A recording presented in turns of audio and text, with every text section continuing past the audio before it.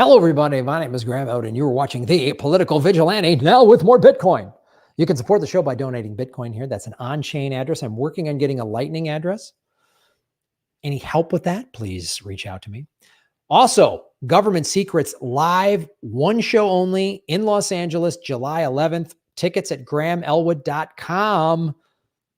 Come see us. Free parking. It is so fun. Lee and I do a show like once every 2 years or something like that. So who knows when we will do another one. So come to this one, July 11th, tickets at grahamelwood.com and leecamp.com.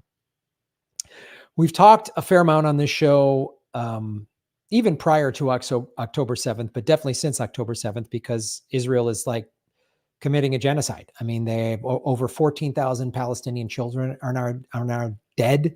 You've got organizations like the UN, Oxfam, Doctors Without Borders. You have all of these NGOs, non-governmental organizations, non-for-profit organizations calling out what Israel is doing. And we've had people like Jen Perlman on the show, who was raised Zionist. And it's like, it's not right what Israel's doing. We've had Katie Halper on the show, who is Jewish and is like, this isn't right. I've shown you clips of Holocaust survivors that are marching in pro-Palestine, marches and protests. Lee Camp, who, we do Government Secrets every week, has talked about it. He's, he was born Jewish, and he's like, it's not right what Israel is doing. And Lee said on Government Secrets, he goes, it's very confrontational, Graham, for Jews. It's really a hard thing because you're raised your whole life to support Israel, and you see what Israel's doing isn't right. And it's very confrontational. Well, I've seen more and more of these like online videos of Jewish people like really being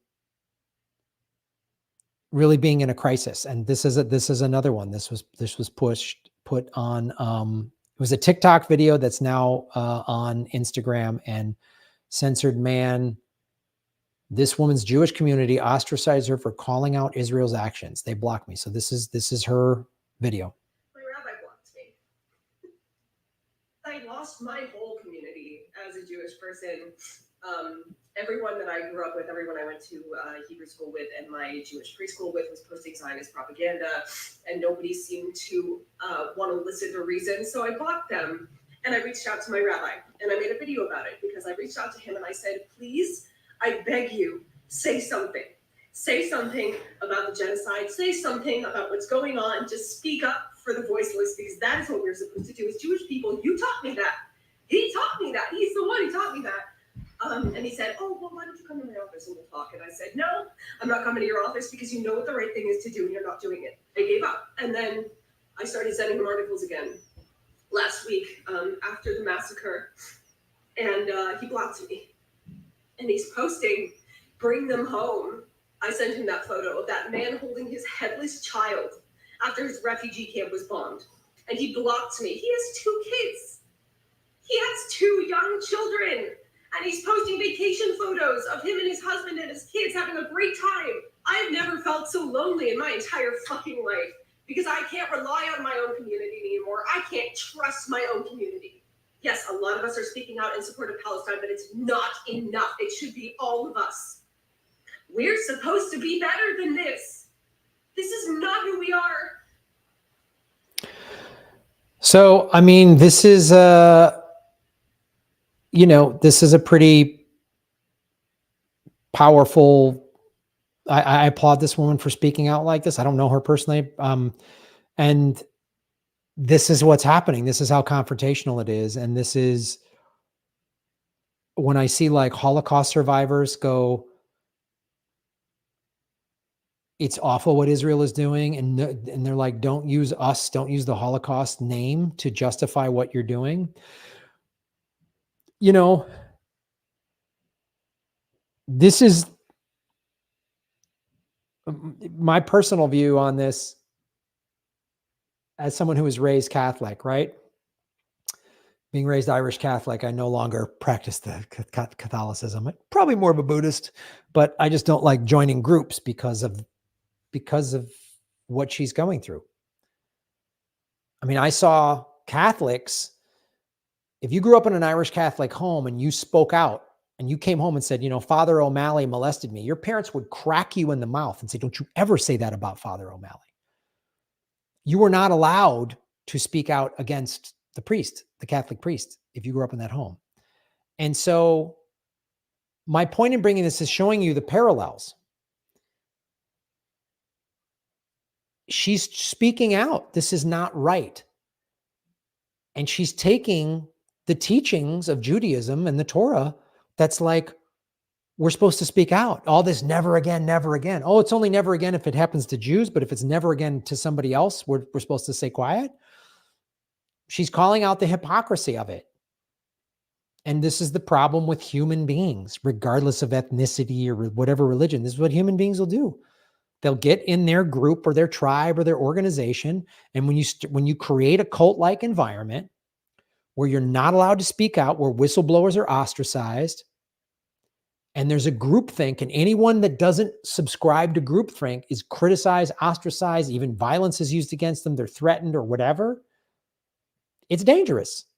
And I've seen this happen in yoga studios and meditation centers. I've seen hippies get nuts with this. I've seen it in organized religions, corporations, political organizations, obviously.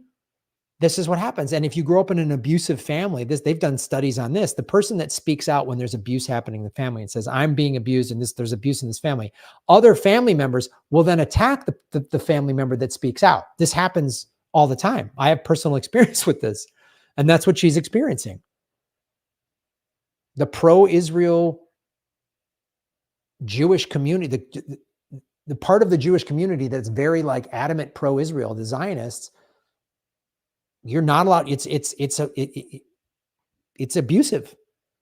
And there's all these videos. I mean, the Israeli army is posting on social media videos of them being desecrating. I'll show you.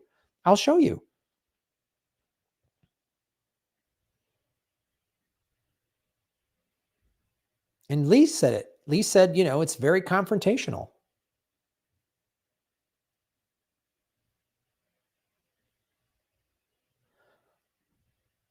Look at this.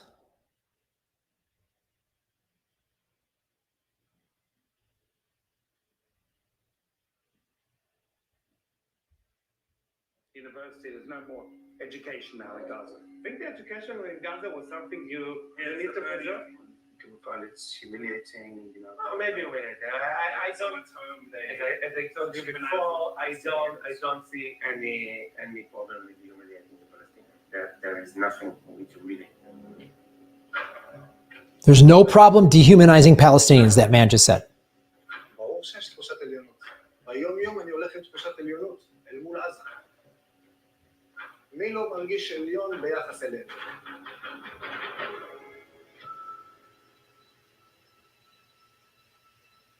Since the war in Gaza started, Israeli soldiers on the front line have been broadcasting the devastation and their dehumanization of Palestinians on social media.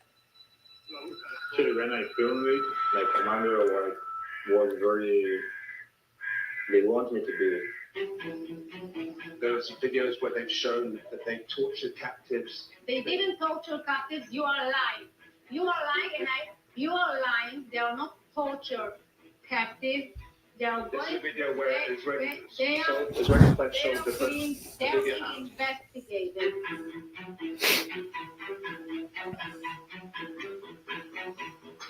Extremists who were once considered fringe are becoming more mainstream, emboldened by the rhetoric they hear. Are you not concerned that by blocking the aid going to Gaza, a lot of Palestinians who are already suffering are starving? It's a wrong question, okay? Because the aid gets to Hamas. The issue for Israel now goes well beyond the occupation. למה אני חושב שצריכים להיהרג עד שלא יהיה חמאס? ואם צריך להרוג מיליון. It will always be the response of the West.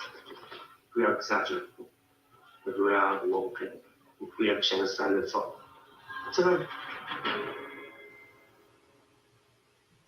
ממש לא אכפת לי, ואני לא חושב שצריך להיות חיים ביום שאחרי בעזה.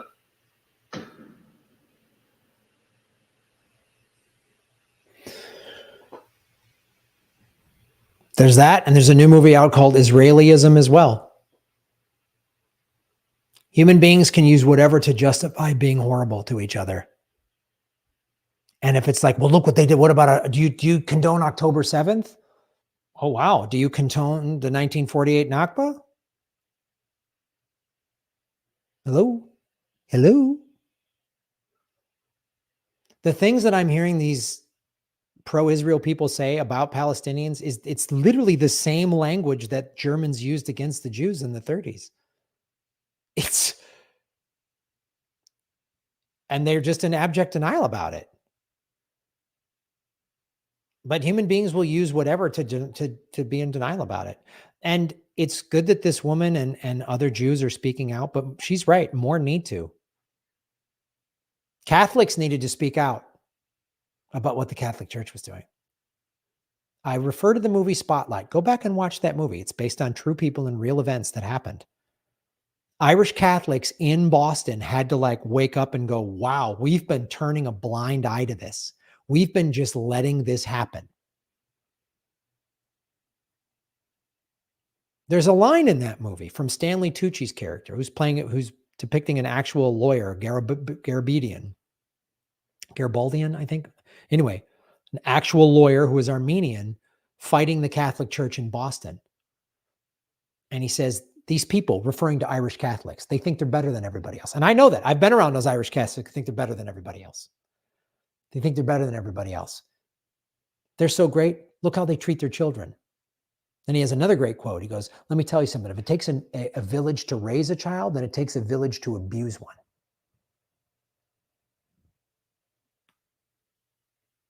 And what that woman said, Jews were supposed to be better, right? Isn't that we're the chosen people? We're the tribe.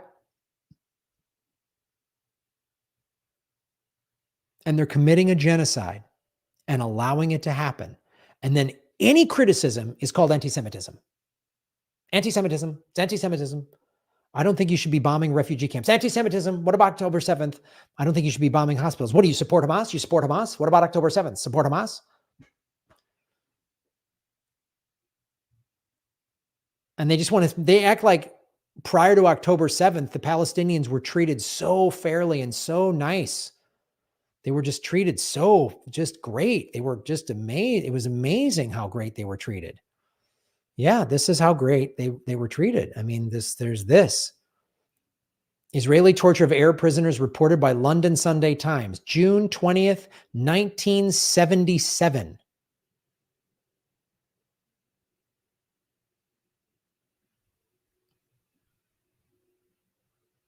And then listen to this. This was from a recent, this is showing how insane it is. The International Criminal Court, the International Court of Justice, the UNHCR, UNICEF, Doctors Without Borders, Amnesty International, Human Rights Watch, Oxfam, Christian Aid. Yeah, you're booing. What does it come to when you're booing Oxfam? What does that tell you about yourselves? You're sitting here booing Oxfam to defend Benjamin Netanyahu. Let me just deal with something you just said. You talked about debunking propaganda. First of all, you can't even get Israeli propaganda straight. The Israeli government's own security agency, Shunned, investigated what you just said and said, no, we found no evidence that workers from Gaza were involved in the October 7th attack. Oh, Shunned alive. They're booing Shunned, the Israeli security service. Got it. All right, let me finish. We'll get a 5-minute speech from your side. Okay, that's Shunned. Let me just deal with your wider point here. Douglas and Natasha tonight want to make this entire debate about October 7th. I get it. It's a horror show. But that's not the debate. The debate was about Zionism. It tells you a lot that they can't find any arguments to say, as Gideon says, why we can't be allowed to criticize a political ideology that's 150 years old that many Jewish people have criticized from the beginning and continue to do so. They can't tell you why that is. So they focus on October the 7th, which is fine. But if you're going to focus on October 7th, then also focus on what happened since October the 7th. The erasure of Palestinians in this debate, the booing when Gideon mentions what happened to Palestinians. Shameful. I'm sorry to say it's absolutely shameful in telling about what's going on. And I would say this. If we're going to talk about October 7th and what happened since, everyone's a liar. The Hamas Health Ministry, everyone's a liar. Okay. Friend of mine, American doctor, goes to Gaza. Many doctors have gone to Gaza. You've seen them on the news. They're all liars, all Hamas, apparently. Friend of mine went to Gaza. He's been to Sudan. He doesn't just use it for whataboutism like Douglas. He's been to Sudan. He's been to Afghanistan. He's worked there. He came back from Gaza and said, I've never seen atrocities like I've seen here. What's happened to children? He's an anti-Semite because he saw children with burn wounds like he's never seen. He saw children with gunshot wounds to the head. To the head, but that's Hamas's fault. Everything is Hamas's fault. So let's talk about war crimes. It is amazing that every human rights group in the world, including Israeli human rights groups like B'Tselem and Yeshe, are all documenting this stuff, but you guys think it's all imaginary. So again, it tells you about what Zionism is. This is not about some abstract ideology of people trying to settle the land and trying to have it. But as Gideon said, there was an argument to be had in the 1940s, 30s, 20s. Zionism today is what the Palestinians are enduring on a daily, nightly basis in Gaza, in the West Bank, in East Jerusalem, in Israel itself. And the erasure of that tells you everything about why we need to be able to talk about what Zionism does to the Palestinians without being smeared as anti-Semites. Sums it up nicely.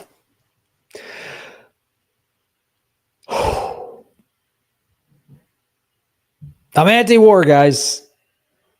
I was raised by anti-war parents as a kid in the 70s during the Vietnam War. I was also fed a lot of American exceptionalism, American propaganda, America number one. I was fed a lot of that. And I went to the war zones to tell jokes for the soldiers and the Marines and the Airmen and the Navy because I support anyone that signed up to serve their country. And and I could make the distinction of I can provide laughter to people that are in a tough situation, but I didn't support the United States empire, what it was doing there. And I saw war up close and I saw the profit margin of it. And it's awful. I saw wounded children, wounded soldiers. It's awful. And the fact that when a Holocaust survivor is saying what Israel's doing is not right, if you can't listen to that, then I don't know what to tell you.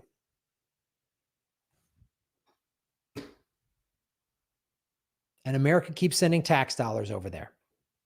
Every time you drive in America by somebody living in a tent under a bridge or whatever, every time your kid's school has some program cut, your kid has to go sell candy bars to get, their band equipment or whatever. Think of all the money we're sending over to Israel and Ukraine and all these other wars. Think about that. Always got money for war. It's weird. We always got money for war. Follow the money, connect the dots, get the truth. And buy Bitcoin. That's how we make Gotham great again. Shave your knuckles for justice. Boom.